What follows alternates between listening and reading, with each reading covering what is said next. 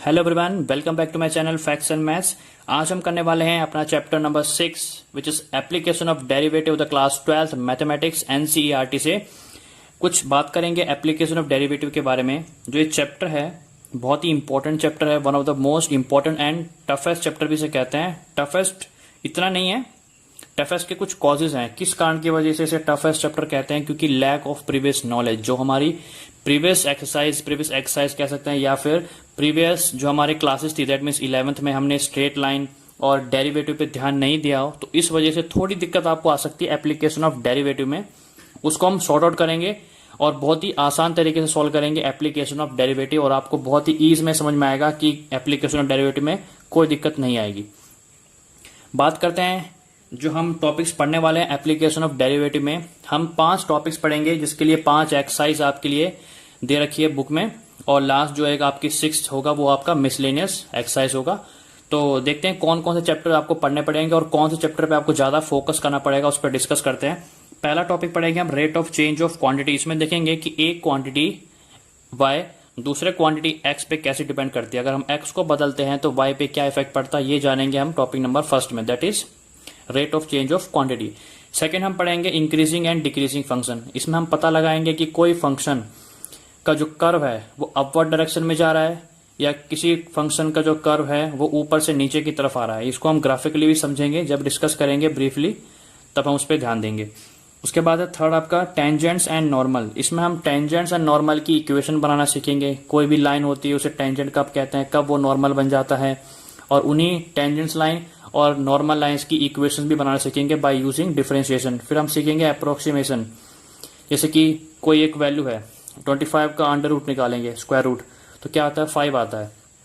तो ऐसे हम सीखेंगे कि 25.02 कि इसकी अप्रोक्सीमेशन वैल्यू कितनी होगी। ऐसे ही कुछ एक्सरसाइज में क्वेश्चन पढ़ना पड़ेगा हमें, जो एक्सरसाइज होगा हमारा अप्रोक्सीमेशन से। और one of the most important topic of application of derivative which is maxima and minima, तो इस पे हमें ज्यादा फोकस करना है।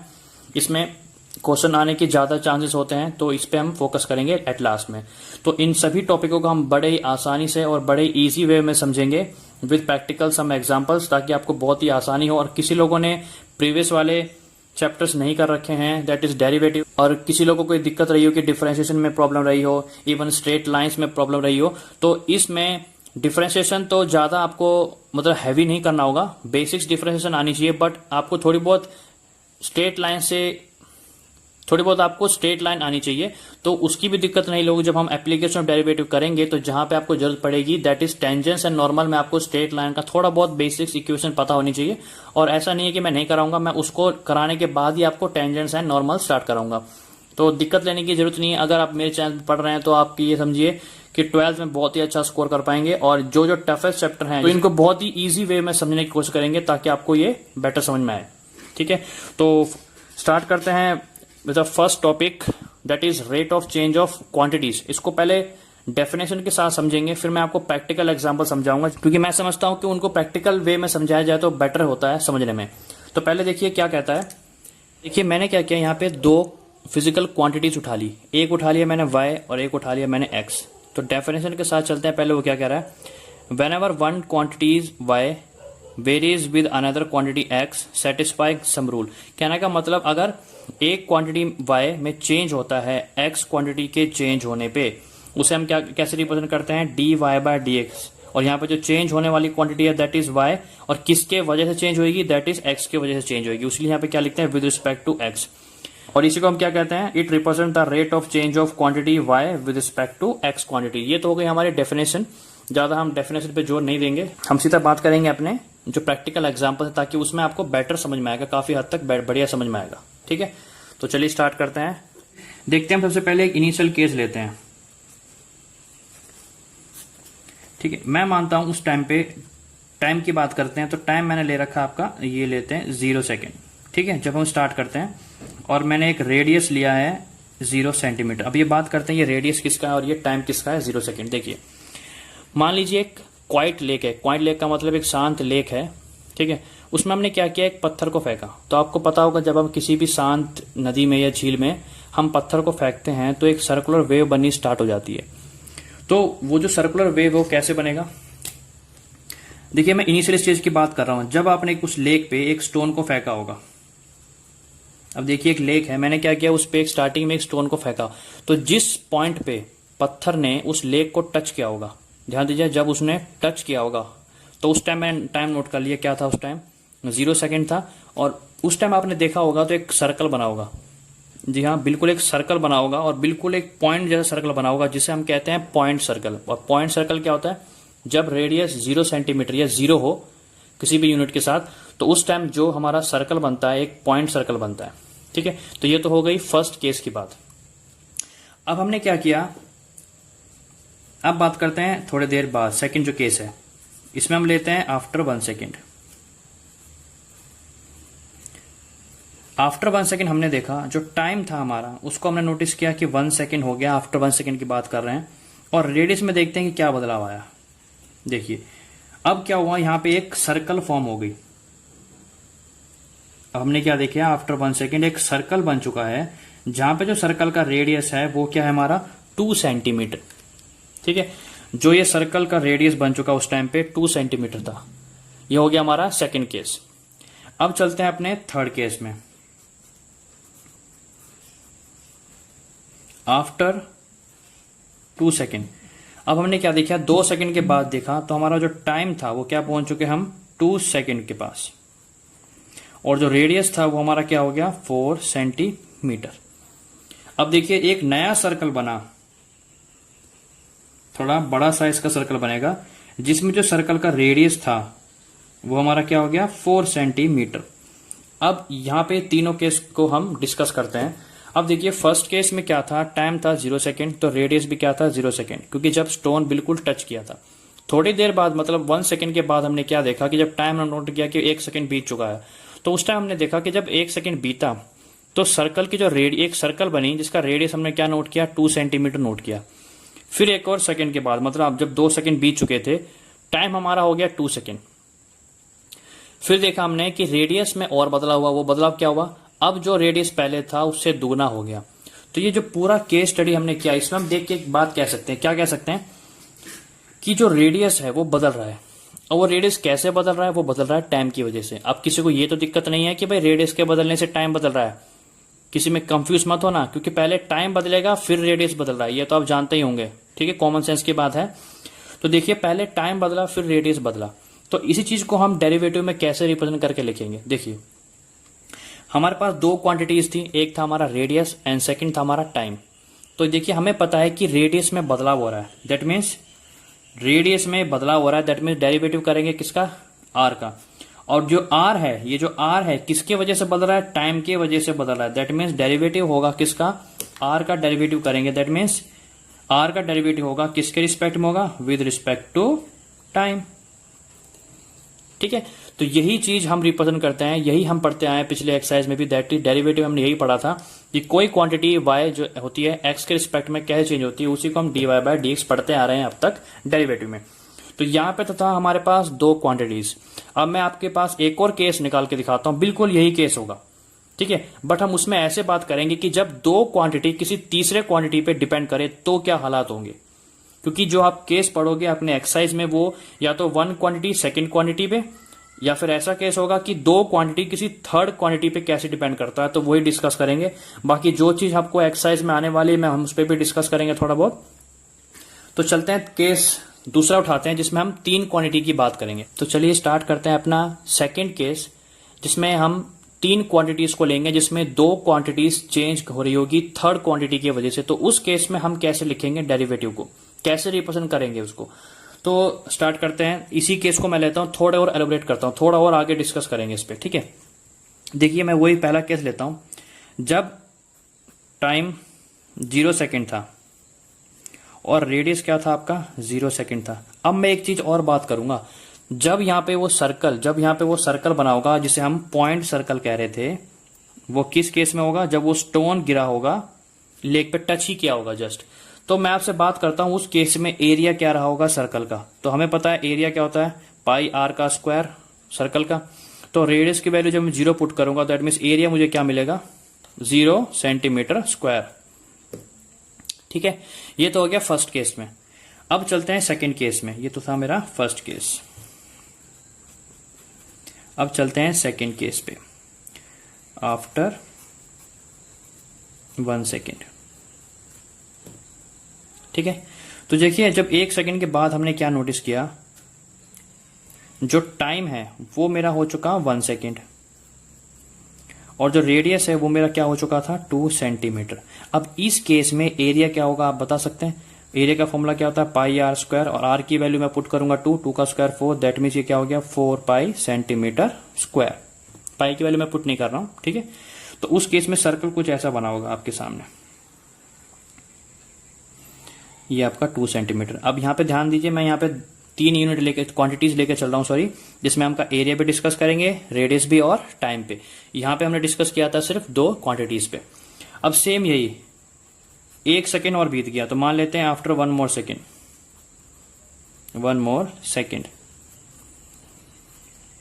तो इस केस में क्या होगा, जो हमारा टाइम है वो 2 सेकेंड हो गया होगा, और जो रेडियस है वो हमने क्या देखा पीछे से नोटिस करते आए 4 सेंटीमीटर हो गया। ठीक है, अब देखिए यहां इस केस में एरिया क्या हुआ होगा आपका, तो इस केस में जो एरिया हुआ है आपका वो क्या बना होगा आपका पाई आर स्क्वायर। सब जानते हैं आर की वैल्यू क्या हो गई 4 का square 16, that means we get 16 pi centimetre square. अब देखिए यहां बात करते हैं, जो सर्कल था आपका क्या बना होगा थोड़ा और लार्ज बना होगा, जिसमें आपका रेडियस जो था वो आपका 4 सेंटीमीटर हो गया। मैं ड्राइंग में थोड़ा इतना अच्छा नहीं हूं तो थोड़ा एडजस्ट कर लेना। अब देखिए थोड़ी बात करते हैं, इन दोनों केस में हमने क्या सीखा। पहले वाले केस पे तो हमारा जो रेडियस था वो चेंज हो रहा था, हर एक सेकंड के बाद आपका रेडियस में देखिए कितना बदलाव हो रहा है। यहाँ पे देखिए टाइम था 0, फिर 1 हुआ, यहाँ 2 सेकंड, दैट मीन्स टाइम तो एक सेकंड बदल रहा है। रेडियस में क्या बदलाव हो रहा है, पहले 0 था, फिर 2 था, फिर हमारे पास क्या आया 4 आया। दैट मीन्स हम यहाँ क्या कह सकते हैं, जो मेरा डेरिवेटिव था that means rate of change of radius, that means D R by जो डी टी था उसे हम क्या लिख सकते हैं 2 सेंटीमीटर पर सेकेंड। सोच के देखिए, क्या हम इसे कह सकते हैं नहीं कह सकते हैं, बिल्कुल कह सकते हैं। देखिए मतलब क्या हुआ उसको समझते हैं, रेडियस में चेंज हो रहा है विद रिस्पेक्ट टू टाइम की वजह से, और वो चेंज क्या है कि 2 सेंटीमीटर 1 सेकेंड में पर सेकेंड, मतलब हर 1 सेकेंड में जो रेडियस है वो बढ़ रही है 2।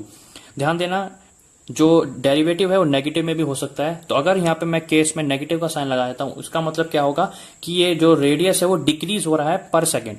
अभी इस केस में जो रेडियस है वो इंक्रीज हुआ है, तो उसलिए मैंने यहाँ पे प्लस का साइन लगा हुआ आगे। ठीक है, तो अब हम इसमें डिस्कस करते हैं जिसमें 3 क्वांटिटीज आ जाती हैं। तो वो 3 क्वांटिटीज में हम कैसे करेंगे, अब देखते हैं। यहां मेरे पास एरिया भी है, रेडियस भी है, और मेरे पास क्या है टाइम भी है।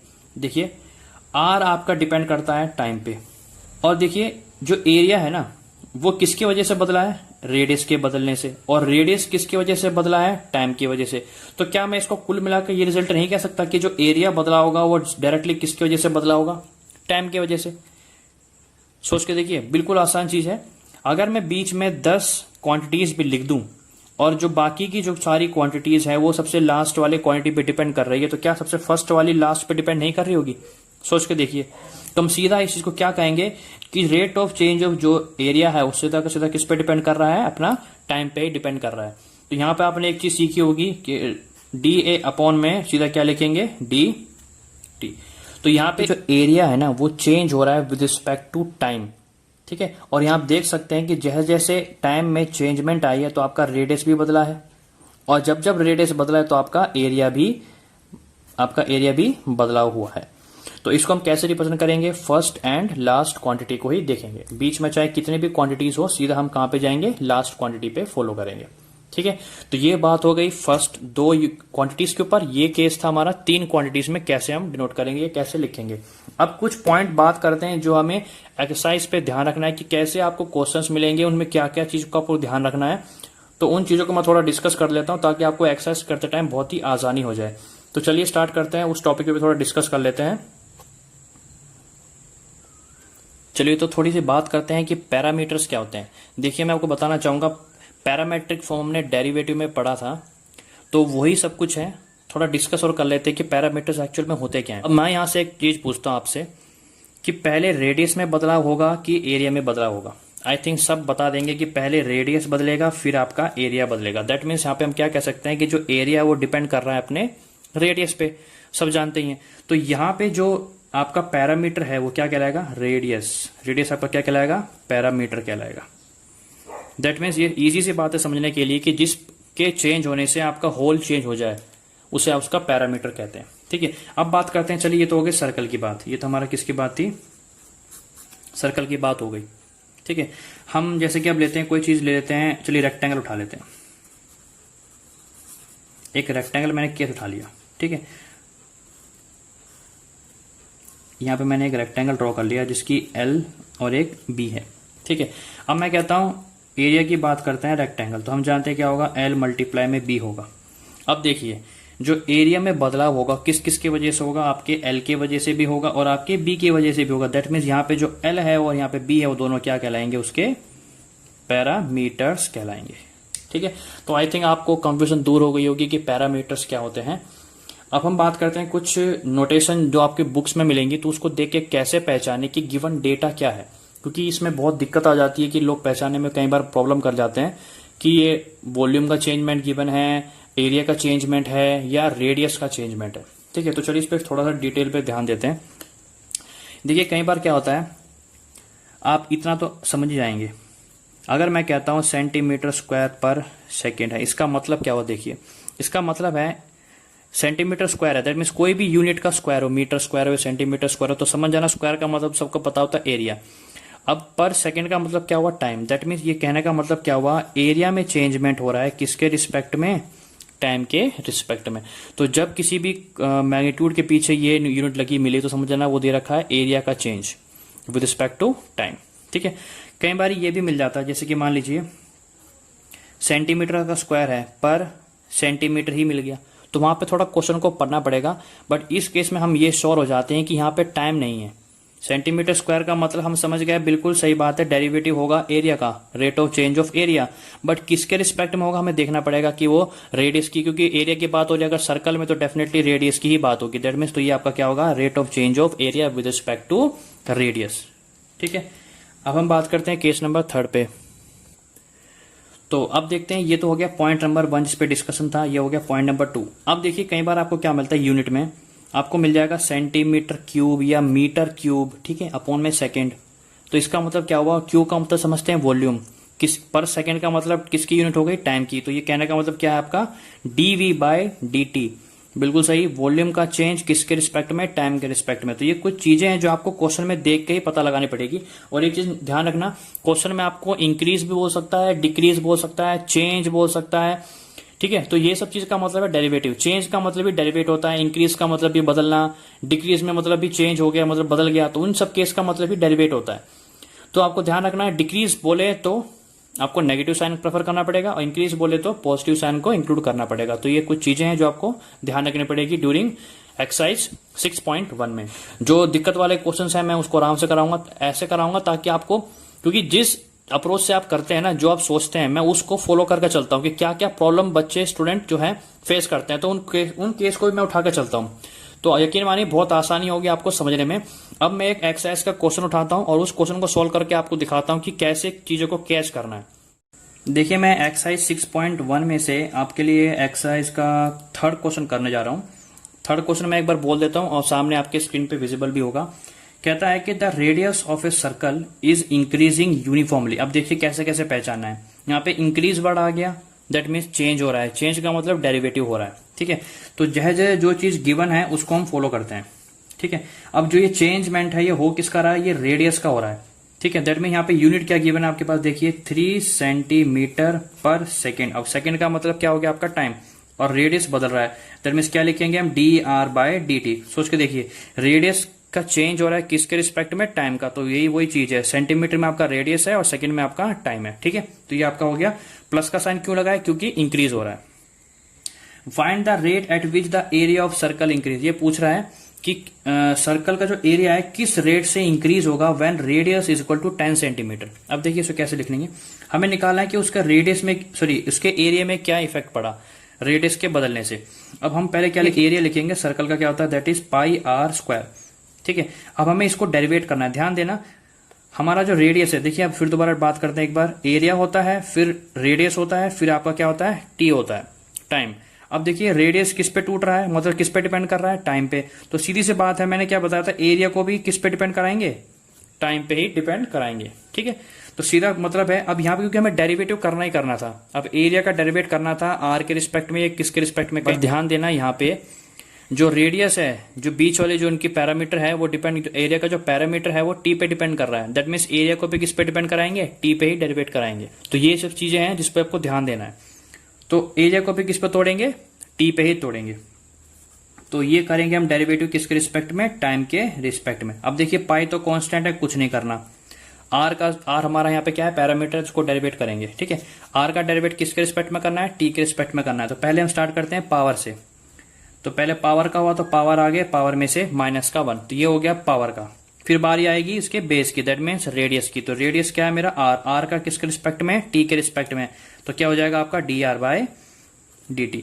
अगर आपको डेरिवेट करने में दिक्कत आती है तो ऊपर लगे आई बटन पे क्लिक करना और सीधे पहुंच जाना मेरे डिफरेंशिएशन की वीडियो में। बहुत ही आसान तरीके से समझा रखा है डिफरेंशिएशन, कोई भी दिक्कत नहीं आएगी। एटलीस्ट इतना तो कर पाओगे कि कोई मेथड ध्यान ना रहे तो आप डेरिवेटिव अपने तरीके से कर ही लोगे। यकीन मानिए बहुत सिंपल तरीके से समझा रखा है, कैसे भी डेरिवेटिव कर सकते हो। चलिए अपने क्वेश्चन पे वापस आ जाते हैं। देखिए आपके पास पाई हो गया, 2r हो गया और r का dr/dt हो गया। अब हमारे पास वैल्यू देखिए क्या है, dr/dt की वैल्यू गिवन है, तो यहाँ पे पाई रहेगा हमारा एज इट इज 2r और dr/dt की वैल्यू कितनी है, 3। ठीक है, अब लास्ट में उसने क्या बोला हुआ है, जो हम dA/dt निकाल रहे हैं ये उस केस पे निकालो जब r की वैल्यू क्या गिवन होगी, 10 सेंटीमीटर गिवन होगी। एट लास्ट आपको करना क्या होगा, 2 3 6 पाई आ गया, 6 पाई और r की वैल्यू क्या पुट कर देना आपको, 10। तो जिससे आपको सीधा आंसर क्या मिल गया, 60 पाई। अब ध्यान देना एरिया है तो सेंटीमीटर स्क्वायर तो आएगा ही आएगा, किसके रिस्पेक्ट में है, टाइम के रिस्पेक्ट में। टाइम क्या आपका, सेकेंड। तो दिस इज योर आंसर। बहुत ही ईजी है, मैंने थोड़ा आराम से समझाया, बहुत कुछ नहीं है। सबसे पहले गिवन डेटा लिख लो, किसका इंक्रीज करना है किसका डिक्रीज करना है वो लिख लिया, उसको डेरिवेट किसके रिस्पेक्ट में करना है वो ध्यान देना है आपको। ठीक है, बीच वाला पैरामीटर टी पे टूट रहा था तो मैंने एरिया को भी टी पे ही डेरिवेट किया। ठीक है, सारी वैल्यू डेरिवेट कर लिया, वैल्यू गिवन जो थी हमने यहाँ उठा के पुट कर लिया, कितने पे निकालना था वो मैं लास्ट में पुट कर दिया। This is your answer. अगर मेरी वीडियो आपको अच्छी लगती है या आपको ये मेरा सेशन पसंद आया हो तो एक लाइक तो बनता ही है। इतनी मेहनत कर रहा हूँ आपके लिए तो एक लाइक भी ना करे तो क्या फायदा। और अगर आप चाहते हैं कि मेरी वीडियो की अपडेट आपके पास मिलती रहे तो सब्सक्राइब करके साथ ही बेल आइकन को भी जरूर दबा ले, अदरवाइज न्यूली अपडेट वीडियोस आपके पास नहीं पहुंच पाएंगे। तो आज के लिए हम वीडियो यहीं खत्म करते हैं। आशा करता हूँ आपको एप्लीकेशन ऑफ डेरिवेटिव का जो हमारा सब टॉपिक था that is rate of change of quantities आपको बेहतर तरीके से समझ में आया होगा। मैं आगे के सारे जो एक्सरसाइज है उनको, जितने इंपॉर्टेंट क्वेश्चन है सबको सॉल्व कराऊंगा अपने इस वीडियो में, और 1 बाय 1 सारे जो हमारे सब टॉपिक्स हैं उनके भी इंट्रोडक्शन इस पे पहले बताऊंगा, उसके बाद मैं एक्सरसाइज स्टार्ट कराऊंगा। तो तब तक के लिए टेक केयर, गुड बाय, मिलते हैं अपने नेक्स्ट वीडियो में।